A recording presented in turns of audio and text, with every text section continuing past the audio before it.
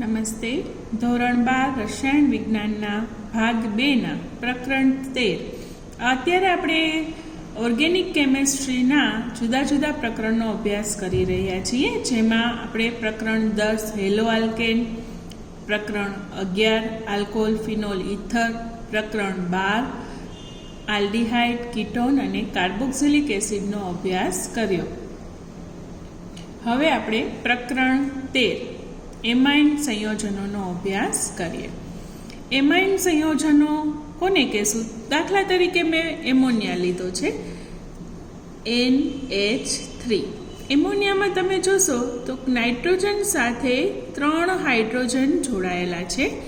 આ 3 હાઇડ્રોજન છે એનું આલ્કાઇલ અથવા એરાઇલ વડે વિસ્થાપન કરવામાં આવે. સૌપ્રથમ તમે જુઓ તો અહીંયા ફક્ત એક જ હાઇડ્રોજન દૂર કરીએ તો શું વધે? NH2. NH2 સાથે CH3 જોડેલું છે તો એ થઈ જશે આલ્કાઇલ એમાઇન. આ NH2 હશે એટલે એ પ્રાથમિક એમાઇન કહેવાશે. નાઇટ્રોજન છે અન્ય એક આલ્કાઇલ અથવા એરાઇલ સમૂહ સાથે જોડાયેલો છે, તેથી પ્રાથમિક છે. અહીંયા જો આ એરાઇલ સમૂહ છે ફિનાઇલ, અહીંયાના NH2 પ્રાથમિક જ છે, પણ એ કોની સાથે જોડાયેલો છે? એરાઇલ સમૂહ સાથે, તો એને એરાઇલ એમાઇન કહેવાય. આ થશે આલ્કાઇલ એમાઇન અને આ થશે એરાઇલ એમાઇન.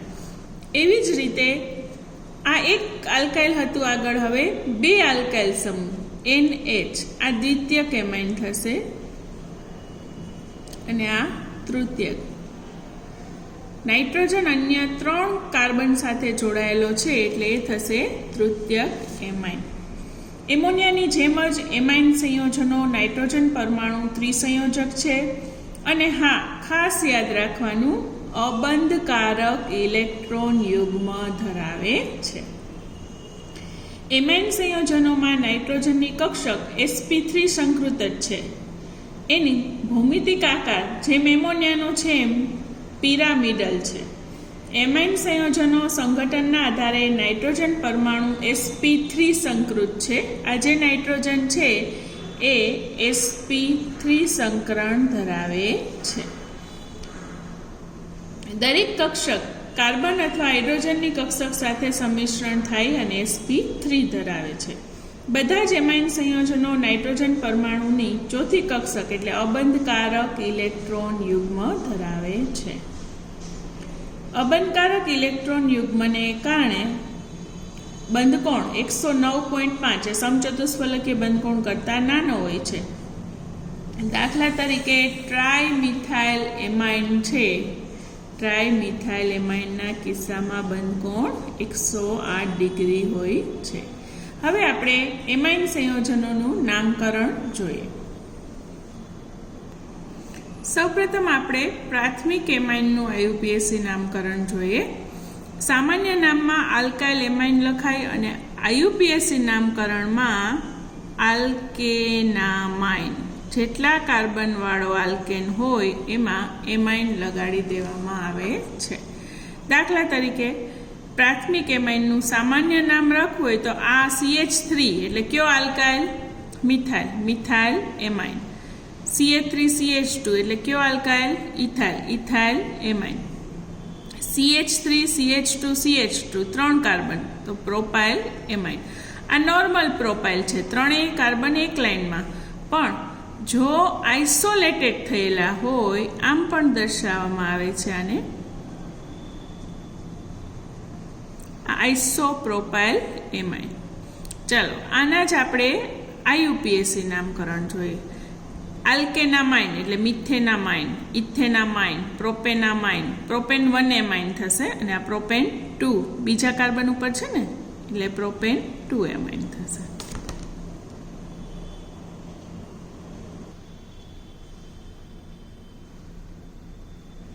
એમાઇન સંયોજનો મુખ્ય વ્યાપારિક ઉપયોગ ઔષધ અને રેશા અને સંશ્લેષણમાં મધ્યવર્તી સંયોજનો તરીકે પણ ઉપયોગી છે. એમાઇન સંયોજનો એટલે કુદરતી રીતે તેઓ પ્રોટીન, વિટામિન, આલ્કેલોઇડ્સ અને હોર્મોન્સમાં મળી આવે છે. સામાન્ય રીતે આપણે પોલિમર, રંગક, ઔષધ વગેરેમાં જૈવિક સક્રિય સંયોજનો એડ્રીનાલિન, એફ્રેડિન દ્વિતીયક એમિનો સમૂહ ધરાવતા છે. બ્લડ પ્રેશર વધારવા માટે ઘણી વખત એવું બનતું હોય છે કે વ્યક્તિનું બ્લડ પ્રેશર ખૂબ જ ઘટી જતું હોય છે, રુધિરનું દબાણ, તે વધારવામાં ઉપયોગી એવા જૈવ સક્રિય સંયોજનો છે. નોવાકેન એક સંશ્લેષિત એમિનો સંયોજન છે જે દંત ચિકિત્સામાં જ્યારે આપણે દાંતની ટ્રીટમેન્ટ કરીએ છીએ ને ત્યારે તમે જોશો કે ડેન્ટિસ્ટ એક ઇન્જેક્શન આપે છે નાનું. એ ઇન્જેક્શનમાં જે છે એ નિશ્ચેતક છે કે જે તે સ્ત્રાણ પૂરતું, એટલે જો કલાક સર્જરી ચાલતી હોય તો 1 કલાક સુધી એ ભાગ ખોટું પડી જાય, તમને અનુભવ ના થાય, એટલે એને નિશ્ચેતક કહેવાય. નોવાકેન છે. બેનાડ્રીલ છે એ પ્રતિહિસ્ટામાઇન ઔષધ છે જે તૃતીયક એમિનો એસિડ ધરાવે છે. ચતુર્થ એમોનિયમ ક્ષારો છે એ પૃષ્ઠ સક્રિયકો તરીકે, ડાયએમોનિયમ ક્ષારો રંગકો તરીકે અને વિવિધ એરોમેટિક સંયોજનો બનાવટમાં વપરાતા હોય છે.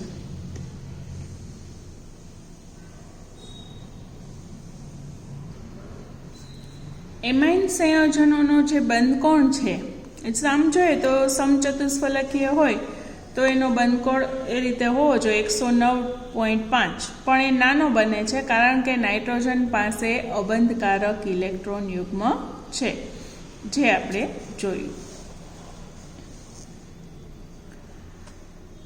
પ્રાથમિક, દ્વિતીયક અને તૃતીયક, ખાસ આ જે એમાઇન જો સૌપ્રથમ NH3 એમાંથી RNH2 બને છે જે પ્રાથમિક એમાઇન છે.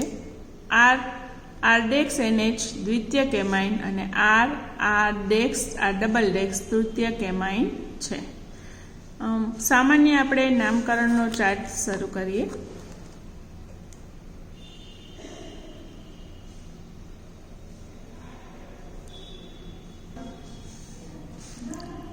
પ્રાથમિક એમાઇન ઇથાઇલ એમાઇન, એ 2 કાર્બન છે. જો 1 કાર્બન હોત તો મિથાઇલ એમાઇન થાત, 2 કાર્બન છે એટલે ઇથાઇલ એમાઇન. 3 કાર્બન તો N પ્રોપાઇલ એમાઇન.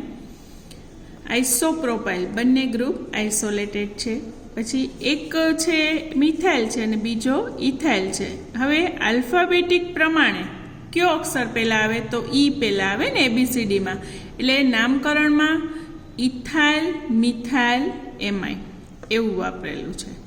હવે આલ્કેનામાઇન, એનું જે સામાન્ય નામ તો આલ્કાઇલ એમાઇન છે અને IUPAC નામ માટે શું યાદ રાખશું તો કે આલ્કેનામાઇન.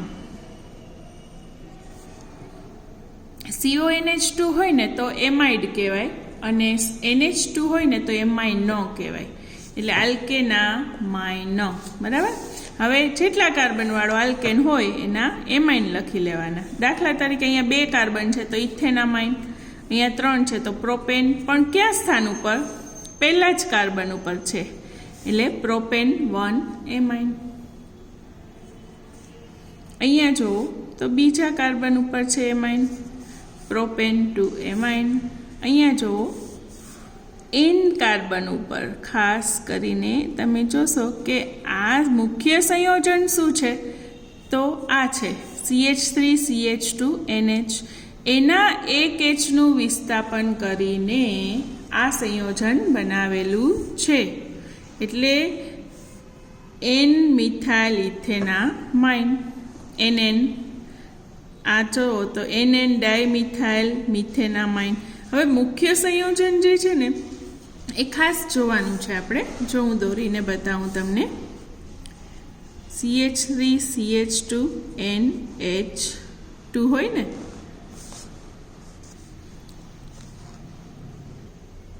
હવે જો મુખ્ય સંયોજન શું છે અહીંયા તો કે CH3CH2NH2 માની લો તો ઇથાઇલ એમાઇન છે. એના એક હાઇડ્રોજનનું મિથાઇલ વડે આપણે વિસ્થાપન કર્યું તો આનું નામ થશે N મિથાઇલ ઇથેનામાઇન. અહીંયા જો મૂળ સંયોજન શું તો કે CH3NH2 એના 2 હાઇડ્રોજનનું મિથાઇલ વડે વિસ્થાપન કર્યું તો NN ડાયમિથાઇલ મિથેનામાઇન. આવી રીતે તમને એમ થશે કે લાંબામાં લાંબી નાઇટ્રોજનવાળી શૃંખલા છે ને એને મૂળ સંયોજન તરીકે લેવાની છે, લાંબામાં લાંબી. તો અહીંયા 1 2 3 4 કાર્બનવાળી શૃંખલા છે એના પહેલા કાર્બન ઉપર એમાઇન છે. સપોઝ કે આ NH2 છે પહેલા, તો શું થાય? તો કે બ્યુટેન 1 એમાઇન. એ છેલ્લે લખી નાખવાનું, બ્યુટેન 1 એમાઇન.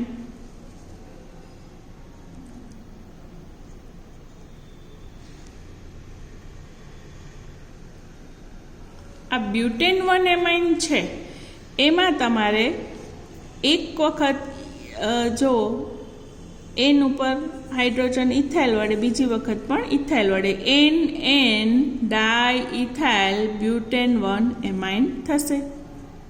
આ એલાઇલ ગ્રુપ જ્યારે પણ દ્વિબંધવાળું હોય ને ત્યારે આપણે એલાઇલ ગ્રુપ એવું શબ્દ વાપરતા હોય છે. આખું સંયોજન લઈ લે, કેમ કે પોલીએક્રિલોનાઇટ્રાઇલમાં આ સંયોજનો 5 છે એમાં આવતું હોય છે. 3 કાર્બન છે એમાં પ્રોપ 2 ઇન અને 1 ઉપર એમાઇન. હેક્ઝામિથિલિન ડાયમાઇન, ખાસ આપણે પોલિમરમાંનો ઉપયોગ થાય છે. એનિલિન, એનિલિન છે એનું IUPAC અને સામાન્ય બંને નામ છે તે એક જ છે. તમે એને બેન્ઝીનેમાઇન કહી શકો, પણ એનિલિનથી વધુ પ્રચલિત છે. 2-મિથાઇલ એનિલિન ઓર્થોટોલ્યુડિન તરીકે ઓળખાય છે. પેરાબ્રોમો એનિલિન ને ખાસ આપણે જેનો ખાસ ઉપયોગી એવું સંયોજન NN ડાયમિથાઇલ એનિલિન. લખાણ સંબંધિત પ્રશ્નમાં આપણે નીચે દર્શાવેલ એમાઇન છે એને વર્ગીકૃત કરવાના છે, પ્રાથમિક, દ્વિતીયક કે તૃતીયક. એક સામાન્ય સૂત્ર યાદ રાખી લેજો, NH2 હોય ને તો એને પ્રાથમિક ગણવાનું, NH હોય તો દ્વિતીયક અને ખાલી N હોય ને તો તૃતીયક. અહીંયા NH2 છે એટલે આ થશે પ્રાથમિક, અહીંયા ખાલી N છે એટલે આ થશે તૃતીયક, અહીં NH2 છે એટલે પ્રાથમિક, અહીંયા NH છે એટલે દ્વિતીયક. સિમ્પલ. તમારે શું યાદ રાખવાનું? NH2 પ્રાથમિક, NH દ્વિતીયક ને ખાલી N તો તૃતીયક.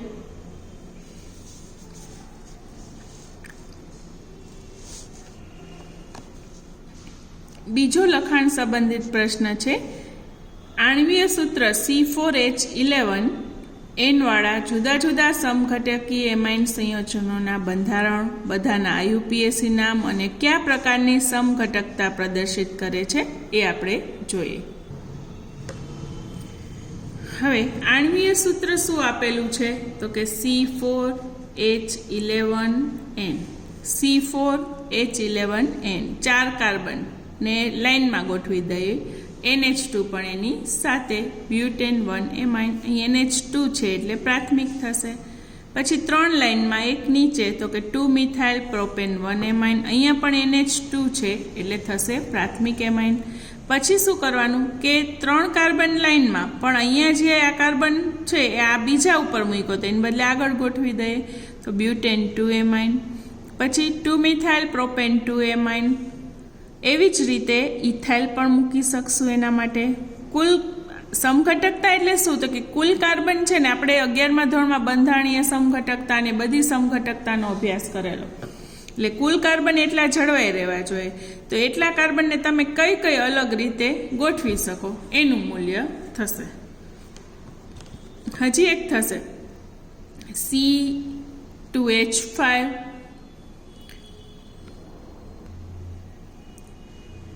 C2H5 NC2H5 N-ethyl ઇથેનામાઇન. C3H7 N-મિથાઇલ પ્રોપેનામાઇન. આ દ્વિતીયક પ્રક્રિયા. NH આવે ને તો દ્વિતીયક, આ બે દ્વિતીયક.